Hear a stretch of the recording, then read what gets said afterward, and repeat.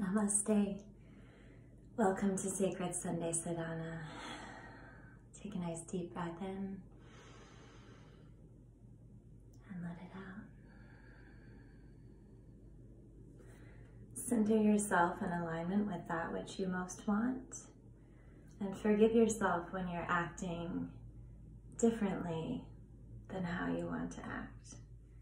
It's this constant wave of like forgiving and noticing and trying again and failing and doing better and forgiving and trying again and failing and doing better again and again and again.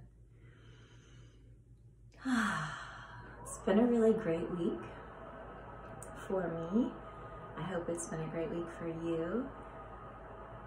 I'm seeing in the weather forecast next week there's some 60-degree days in my area, and that's amazing. 60 degrees and sunshine. Yeah, so that's promising. Last week my daughter turned 16, my firstborn, and it's a big deal for me. I mean, her birthday is the anniversary of the day I became a mother, and that's huge. I might cry talking about it, just gonna let the things move through, but I have made no secret about the fact that it's a really challenging relationship, and it's a challenging job to be a parent. It's the most wonderful thing in the universe, and it's the most difficult thing in the universe. My daughter and I are very close, and she's recently gone through some hard times because being 16 is hard, being 15 is hard, and fold in the pandemic to being a teenager. And it's just been,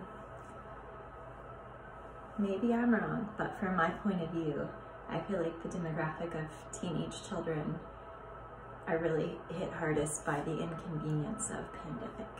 But you know what? Life is an inconvenience. Life doesn't go the way you think it should.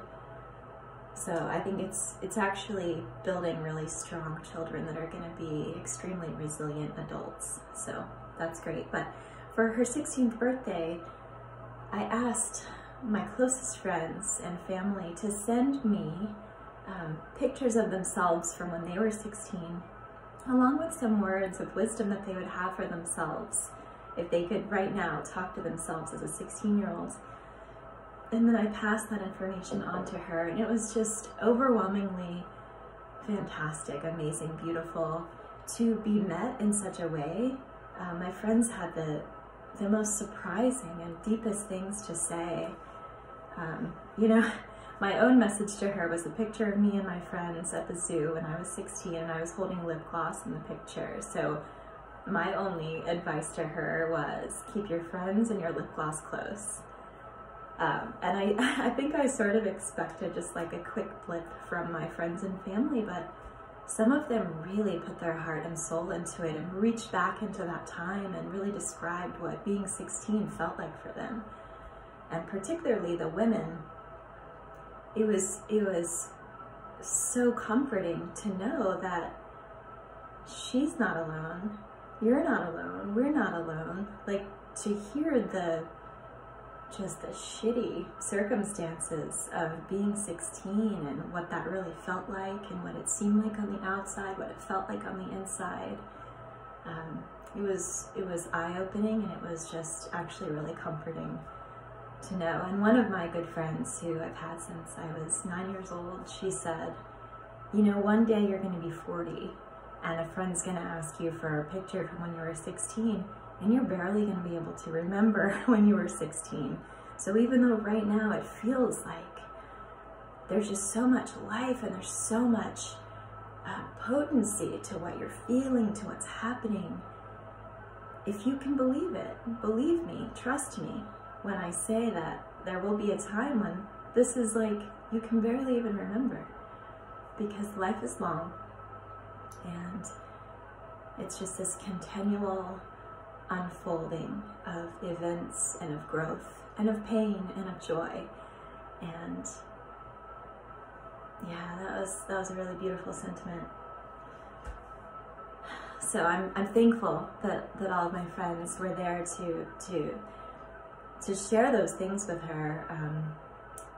And whether or not she read every word, I'm not sure, but it was just really wonderful. And I think a good reflection too during Mercury retrograde for the people to look back at their 16-year-old self. So I invite you, why don't you take a look at yourself when you were 16, see if you can find some pictures. What do you see in your eyes back then? What do you remember about that time? And how is it different now? How have you grown? How have you changed? What would you tell yourself back then? I'm going to end with today's quote from Mark Nepo, which is actually really fitting with all of that. You know, when we speak to each other, we usually do so in a way that's pleasant, or, you know, we feel like, especially with people that are not our most intimate partner, we want to say things that are uplifting and nice and pretty and neat. But life isn't pretty and neat and uplifting all the time. There's certainly elements of that, but I've noticed times in my life where I share something that's happening and then I immediately feel pretty guilty because I'm like, man, that sucks. That's really dark. It just brought down the mood.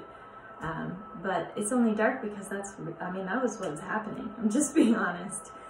And there's really no need for us to take any, you know, anything personally, take on any feelings of guilt or shame about sharing what's really happening with someone who genuinely is interested. So today's quote, cleaning out the wounds. And his takeaway from this whole thing is, if I'd experienced different things, I'd have different things to say. So often I felt troubled and guilty, bearing witness to my pain, and yet not to make things worse. Somehow, in saying what Mother had done in her cruel need to be the center, or what Father couldn't do out of his fear of facing my mother, somehow telling the truth as I know it makes me feel like a bad person, as if I'm making up my pain, as if I'm hurting others by saying bad things. But the unshakable bottom of all this is that I'm not making things up. If I have unkind things to say, it's because I've experienced unkind things, and so my only guide to this witnessing is to be accurate and honest. While I am not a victim, I didn't ask for certain shaping experiences to happen to me. I didn't ask to be slapped or ridiculed as a boy, or to be mistreated by lifelong friends later in life. And truth, if I had experienced different things, I'd have different things to say. What is most healing about bearing witness to things exactly as they are, including my own part in my pain, is that when the voice of pain fits the pain, there's no room for distortion or illusion. And this way, truth becomes a clean bandage that heals, keeping the dirt out of the wound. To voice things as they are is the nearest medicine. I love that. I don't remember who said it. Probably Thich Nhat Hanh. No, I'm really not sure. I don't remember, but I remember a quote that is, speak your truth 3 times. And if it hasn't changed after the 3rd time, then stop saying it. So there is medicine in the expression, but just to rehash and rehash and rehash without coming to any solution or resolution or feeling of peace, that's when you have to start looking at the story differently, so that we don't get caught up in this like victim mentality of this happened. Oh, like say what happened, explain how it was when you were 16, express your pain, and then see if there's a way that you can learn and grow from it and alter it.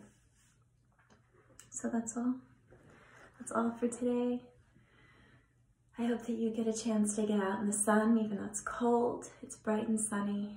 I'm gonna go explore Raleigh a little bit. The light inside me sees the light inside you. The pain inside me sees the pain inside you. And the joy inside me sees the joy inside you. Namaste.